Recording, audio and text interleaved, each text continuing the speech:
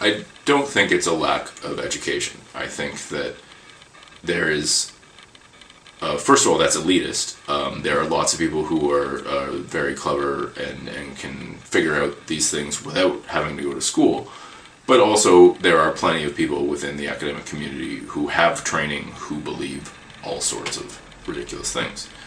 I was camping this summer, and I was driving back from camping with my girlfriend, and she was telling me about a group of people who are protesting wind power in Ontario.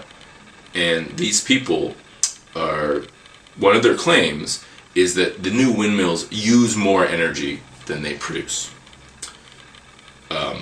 So if you parse that claim, you're coming up with something along the lines of private industry and government are in cahoots to force the most inefficient energy production in modern history upon the population of Ontario for what reason exactly? Why would anyone want to do this? I don't know even what the claim leads to. What the possible goal could that be?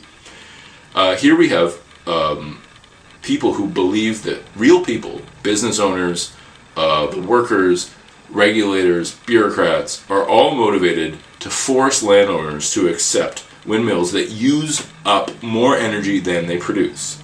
And not only that, they will keep silent about this vast conspiracy to ruin, just for the sake of ruining landowners' property values. This doesn't make any sense at all to anybody. I guess if you're upset that a windmill is ruining your view, it does. But to anyone else, it is utter nonsense. The idea that anyone would want to, the least, think about it. It's a windmill. It's putting something up that uses more power than it creates is the biggest waste of time and energy and money that I can imagine. And yet people believe this. And they complain to the government about it. It is literally absurd. It is the definition of absurdity. But people actually believe this, or at least they profess it. You can see people sporting signs on their lawns to stop wind power. This is something that is known as the law of infinite cornucopia. And that is that when we are provided with evidence that disproves our beliefs, so, for example, every fact about wind power and the industry motivations to have wind power, we take this information and we use it to somehow justify our beliefs. So everything we know about wind power we then manipulate to say that actually, no, this is not true. And that really wind power is the worst technology, the energy-creating technology that we've ever had. So conspiracy theories, whether small, like the Ontario government's plot to punish landowners with ugly windmills, or massive, like every theory involving the Illuminati, are a way of coping with the world when it no longer makes sense to us. Belief in a given conspiracy theory provides an explanation as to why something is happening that we don't like. Say, for example, your view being blocked by a giant wind turbine. The late Umberto Eco called the belief in conspiracy theories and the search for evidence to back them up the search for synarchy. Synarchy, in this case, is the group of humans that really run things. Human beings always want to know the why of things. That's one of the things that makes us different from animals. We were satisfied in this by the belief in an omnipotent and omniscient God. However, as that wanes, other people are looking for other things to replace it. Now, conspiracy theories have existed longer than the waning belief in God. And sometimes, actually, a belief in God and a belief in conspiracy complements each other. Just look at what's going on with Islam in the West. They believe very strongly in Allah, and they also believe in massive, all sorts of weird and wonderful conspiracies from the West to destroy Islam. Now, some of those are actually happening, probably, but most of them are not. And then sometimes a belief in God and a belief in conspiracy theory doesn't overlap, such as with a huge number of supposed atheists who believe that 9/11 was a plot by the U.S. government and not by a bunch of Al-Qaeda operatives. But so that shows, I think, that conspiracy theories are not just about replacing God. But they do help us make sense of the world. In the modern world, there's a lot more to make sense of than ever before. Our lives are in more ways, or many, many ways, more complicated than they've ever been. So conspiracy theories are often better suited to us to answering our questions than actual research and thought-provoking explanations.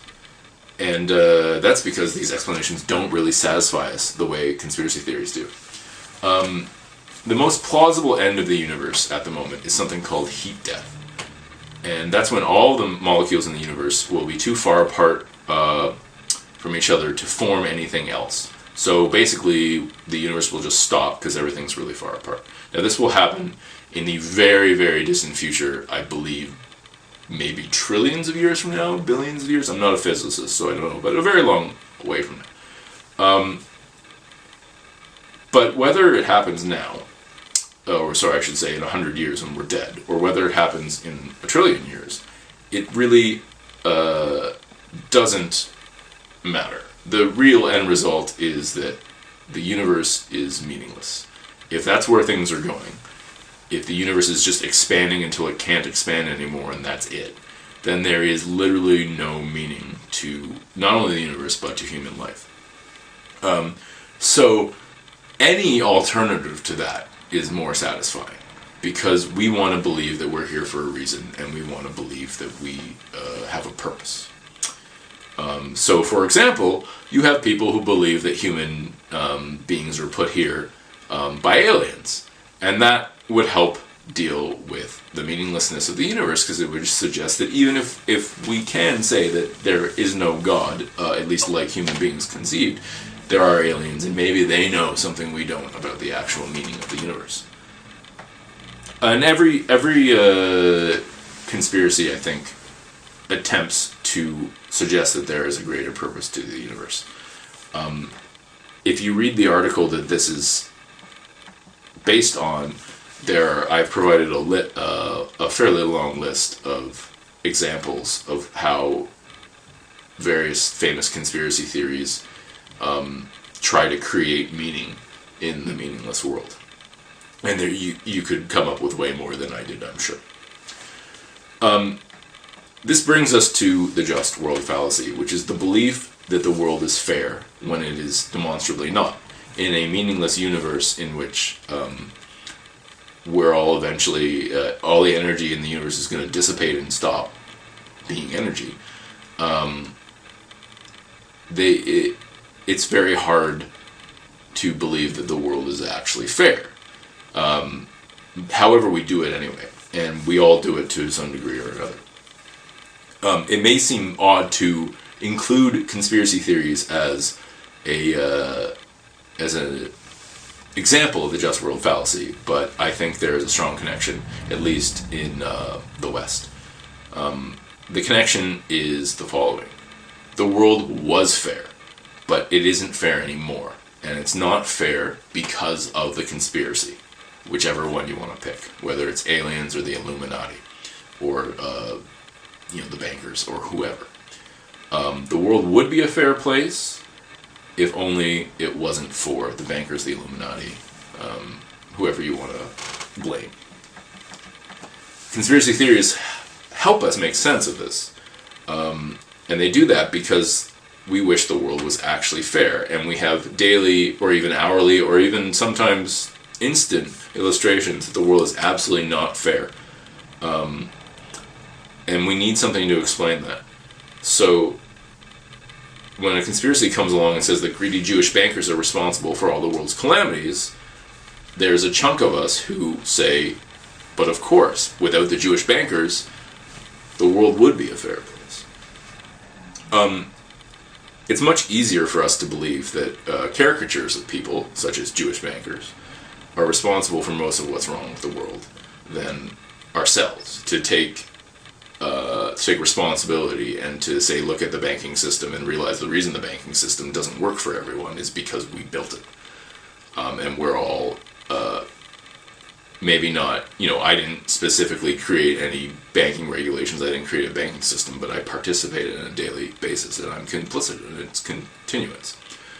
And the idea that we're all complicit in the way the world is, and continue to be complicit, is depressing, and it's possibly even terrifying to some people because of how everyday your behavior can actually just perpetuate something that could be very bad.